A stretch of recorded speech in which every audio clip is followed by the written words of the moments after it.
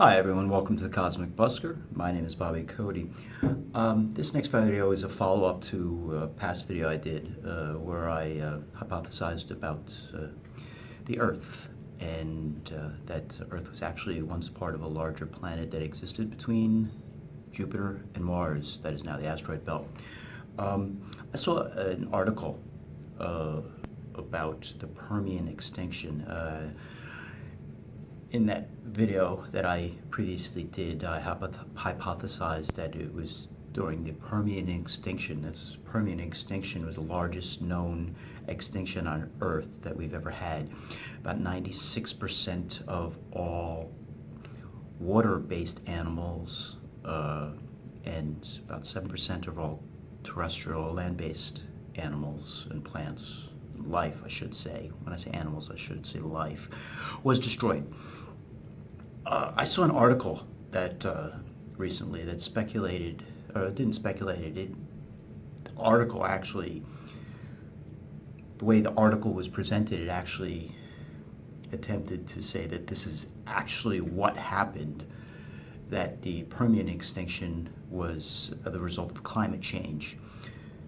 That's propaganda. It's garbage propaganda. That's the mainstream news media regularly puts out. And I wanted to go over that article and just show you some of the ways that they attempt to manipulate people's thought processes regarding this. So I'm going to go right now to that article. It's on sciencealert.com. Give you a link as well so you can take a look at the entire article and judge for yourself. But let's go to that article and take a look at some highlights from the article, and then we'll talk about that. Thanks. All right, the article starts off saying around 252 million years ago, Earth experienced catastrophic devastation and an extinction event so severe it wiped out almost all life on Earth. All right, first of all, I just want to point out regarding that 252 million years ago, that's an estimate. They give it, from what I've seen, they give it a 0.03% either way from 252 million years ago. It's a number that's constantly changing. In my last video regarding this, I'd said it was about 249 million years ago. Obviously, the dating is approximate, especially when you get it so far back, 252 million years ago. It just goes to show, so long ago, it becomes an estimate.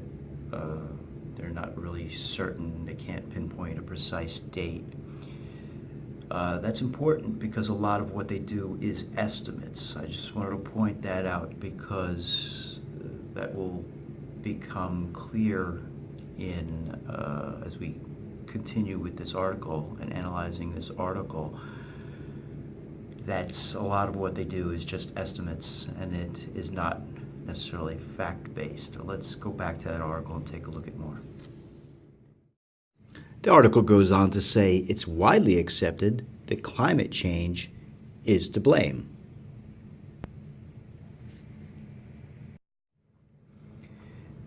Now, of course, there were no humans around 252 million years ago or 249 million years ago. So humans couldn't have been responsible for that climate change. Of course, the fact is that climate change is the norm on the planet Earth. It's nothing new. Climate changes constantly. I believe it was around the 1700s there was what's called the Little Ice Age. Things got very, very cold. That was long before the Industrial Revolution, before the alleged increase in CO2 that we've never seen before. So climate change is the norm. Anytime they try to blame humankind for climate change, realize that there is little to no evidence, which I will show you in a few moments further on in this video. Let's go back to the article and take a look at some more of the things that they state in this article. Prior to the Siberian volcanic eruptions, the temperatures and oxygen levels were similar to what they are today, so that gave a good baseline to work with. Okay, now note what the article says. It says the temperature and oxygen levels were similar to what they are today. They weren't identical. Any computer simulation that they're going to run is only as good as the information that they feed it. So, you know, the computer simulation is only going to return results that are as good as the information that you feed into it.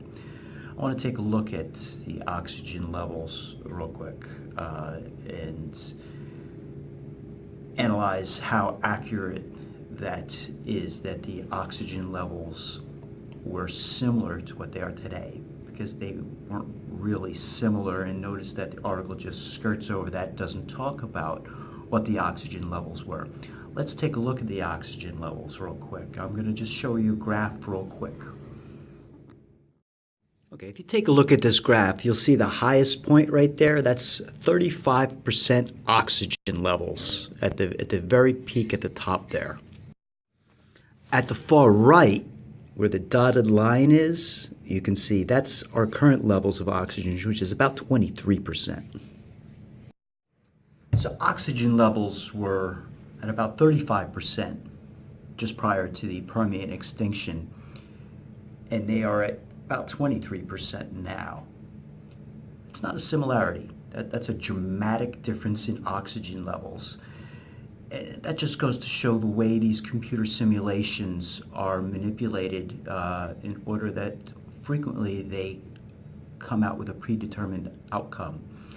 They might, theoretically, I can't say that this is the way they do it, but certainly hypothetically they could just enter whatever information they want and play with the variables until they get the result that they want to.